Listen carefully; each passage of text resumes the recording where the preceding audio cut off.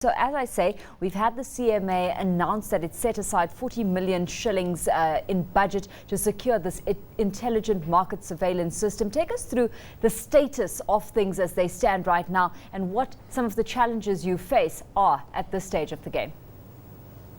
Okay, thank you very much. I want to explain that from 2009, CMA adopted risk-based supervision approach, which really is just you identify areas where you are very, exposed in terms of risk.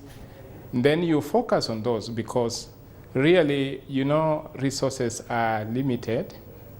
And therefore, we have had to change the way we have done things as a regulator, coming from a full compliance approach to a risk-based supervision approach. Let's just pause things for a minute there. I mean, where are you most exposed at this stage? What's initiated a need for these kind of systems to be implemented? The one critical area which we have actually addressed was to actually expose this to our stakeholders, which was very important because for us to implement this approach, we really require collaborative efforts from our licensees, and we have taken them through. We have trained our staff. We have also worked on the legal framework, which will be facilitative in terms of requiring what we'll have to go through this new approach. Wycliffe, where are your weaknesses though? Where do those weaknesses lie?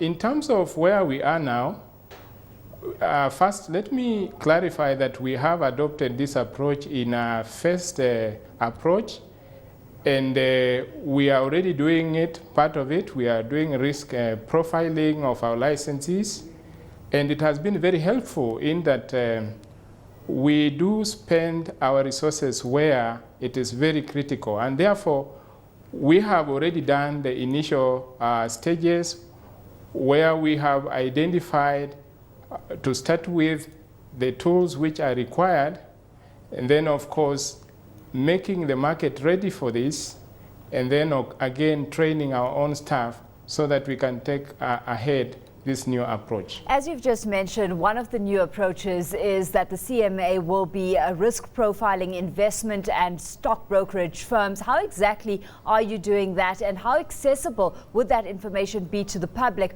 once those risk profiles are out there and established?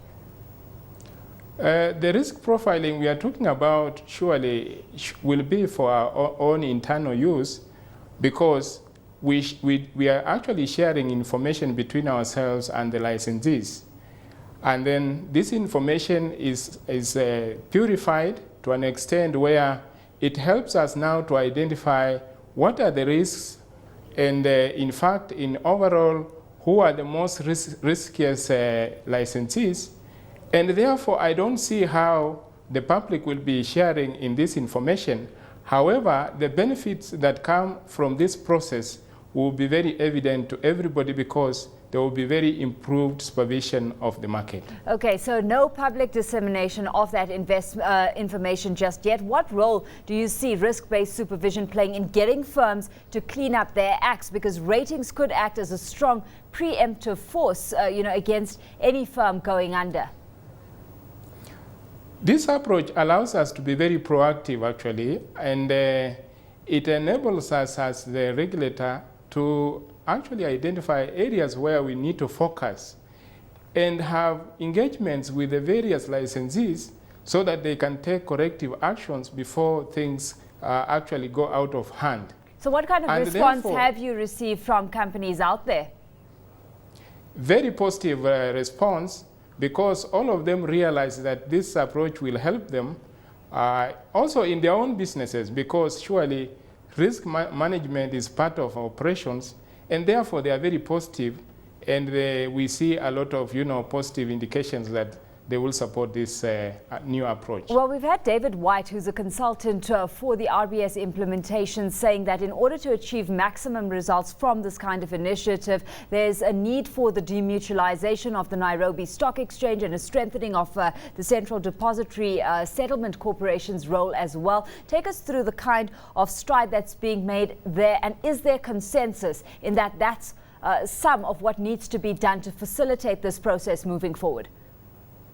Okay, for this process to work well, I think we do share regulatory responsibilities with the licensees we call self-regulatory organizations, which include Nairobi Stock Exchange and also CDSC Corporation.